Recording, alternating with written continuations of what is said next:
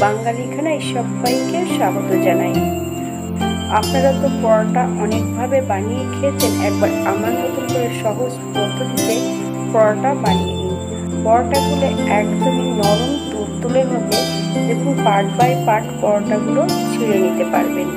ছোট থেকে বড় সবাই পছন্দ করবে যদি একবার এমনভাবে তৈরি করা হয়। তবে আমার বাড়িতে ময়দা দিয়ে পরোটা কেমনভাবে তৈরি করা হয় চলুন সেটা একবার ভিডিওর মাধ্যমে দেখে নেওয়া যাক। একটা পাত্রে 2 বাটি ময়দা আমি অ্যাড করেছি। আপনারা ময়দাটা এর থেকে কম বেশি নিতে পারেন। 2 চামচ সাদা তেল, 1/2 চামচ নুন। আপনারা স্বাদ অনুসারে নুনটা অ্যাড করবেন। বেশ কিছুটা টক দইয়ের সঙ্গে 2 চামচ চিনি দিয়ে আমি এই পর্যায়ে অ্যাড করব। আপনারা যদি চিনিটা পছন্দ করেন তাহলে পরিমাণে বাড়িয়ে দিতে পারেন। আপনারা সাদা তেলের পরিবর্তে এখানে ঘিটা অ্যাড করতে পারেন। দইয়ের পরিবর্তে দুধও আপনারা অ্যাড করতে পারেন। এখানে একটা গোটা ডিম অ্যাড করব কুসুম সহ। আপনারা যদি পছন্দ করেন তাহলে পরিমাণে বাড়িয়ে দিতে পারেন, তবে 2 বাটিতে একটা ডিম পারফেক্ট আছে। সবকটা উপকরণ দিয়ে একসঙ্গে ময়দা দিয়ে বেশ ভালো করে মেখে নিতে হবে। ময়দা মাখামাখির এই পর্যায়ে কোনো জল অ্যাড করার প্রয়োজন নেই। ভালো করে উপকরণগুলো মিশিয়ে নিতে হবে। ঠিক হাত দিয়ে এমন ডলে ডলে মেখে মিশিয়ে নিতে হবে।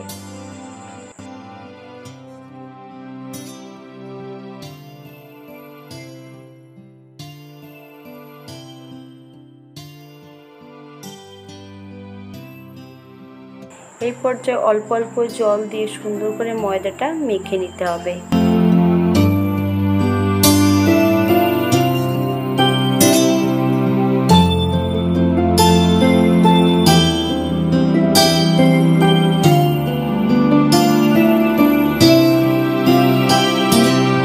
ময়দা মাখামাখির পর্যায় শেষ। এই পর্যায়ে একটা এয়ারটাইট বাটিতে 20 থেকে 25 মিনিটের জন্য ঢাকা দিয়ে রেখে দেব রেস্টে।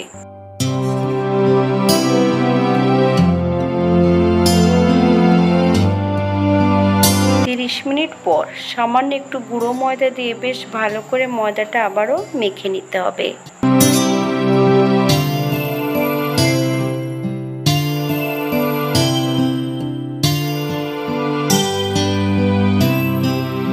এই পর্যায়ে 2টো মিডিয়াম সাইজের আলু ছোট ছোট টুকরো করে কেটে নিয়েছি। একটা কড়াইতে 1 চামচ সাদা তেল অ্যাড করব। তেলটা গরম হওয়া পর্যন্ত অপেক্ষা করতে হবে। ফোড়নে রেখেছি 1/2 চামচ কালো জিরে। ফোড়ন থেকে সুগন্ধ বেরোলে সামান্য একটু নুন, হলুদ, 4টে শুকনো লঙ্কা অ্যাড করব। তবে এই রান্নাটিতে শুকনো লঙ্কাই অ্যাড করতে হবে। আপনারা কাঁচা লঙ্কা অ্যাড করলে এই রান্নাটা কিন্তু সেই স্বাদটা পাবেন না। এই পর্যায়ে অ্যাড করব সম্পূর্ণ আলু। 4 থেকে 5 মিনিটের জন্য মিডিয়াম আঁচে বেশ ভালো করে আলু দিয়ে আলু লঙ্কা বেশ ভালো করে ভেজে নিতে হবে।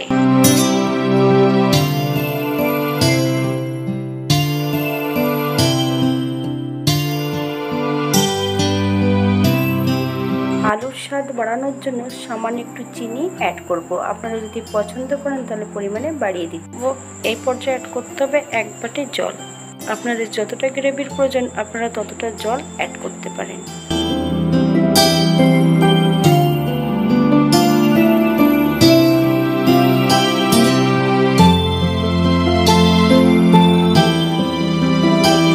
থেকে 7 মিনিটের মতন হাই ফ্লেমে ফুটিয়ে নিতে হবে। এই পর্যায়ে একবার চেক করে নিতে হবে আলুগুলো সেদ্ধ হয়েছে কিনা। আপনারা একবার নুনটা চেক করে নেবেন। স্বাদ অনুসারে নুন অ্যাড করবেন।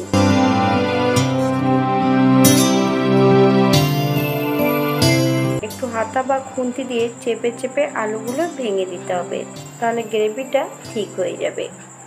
এই পর্যায়ে আমি গ্যাসের ফ্লেমটা অফ করে দিয়ে 5 মিনিটের জন্য স্ট্যান্ডিং টাইম দেব, তারপর সার্ভ করব।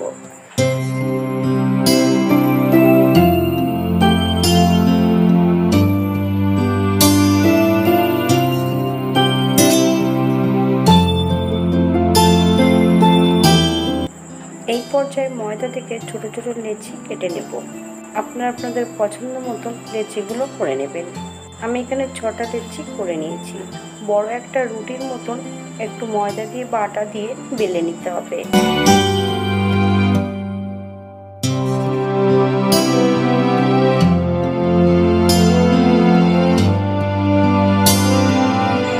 চারিধার ঠিক এমনভাবে ভাঁজ করে নেব। আমি পরোটাগুলো এখানে স্কোয়ার করে বানিয়ে নিয়েছি। গোল অথবা 3 কোনা করে পরোটাগুলো বানিয়ে নিতে পারেন।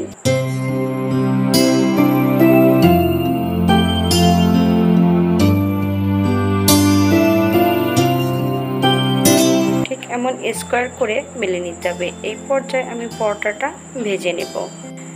1 মিনিট করে এক পাশ ভেজে নিতে হবে। প্রথমে ভেজে নিতে হবে শুকনো খোলায়। এই পর্যায়ে সামান্য একটু সাদা তেল অ্যাড করব। আপনারা পছন্দ যদি করেন বাটার অথবা ঘি দিয়ে পরোটাটা ভাজতে পারেন।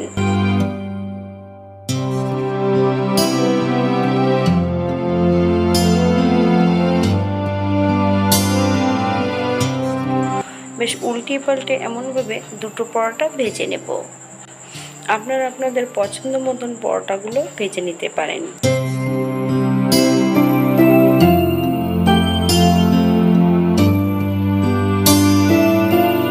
বাঁকুড়ার আলুর তরকারি অসাধারণ খেতে হয় যদি এমনভাবে তৈরি করা হয়। আমি সম্পূর্ণ বাঁকুড়ার পদ্ধতিতে আজকে আলুর তরকারি রান্না করেছি। সঙ্গে রেখেছি ডিম পরোটা। এটি ডিম পরোটাটা কিন্তু অসম্ভব সুন্দর হয় খেতে। আপনারা বাড়িতে একবার একই পদ্ধতিতে তৈরি করে নেবেন। আজকের ভিডিওটি এই পর্যন্ত। সবাই সুস্থ থাকবেন, ভালো থাকবেন। অন্যদিন নতুন রেসিপি নিয়ে আপনাদের সামনে আবার হাজির হব। নতুন ও পুরনো সকল বন্ধুদের অসংখ্য ধন্যবাদ ভিডিওটি দেখার জন্য।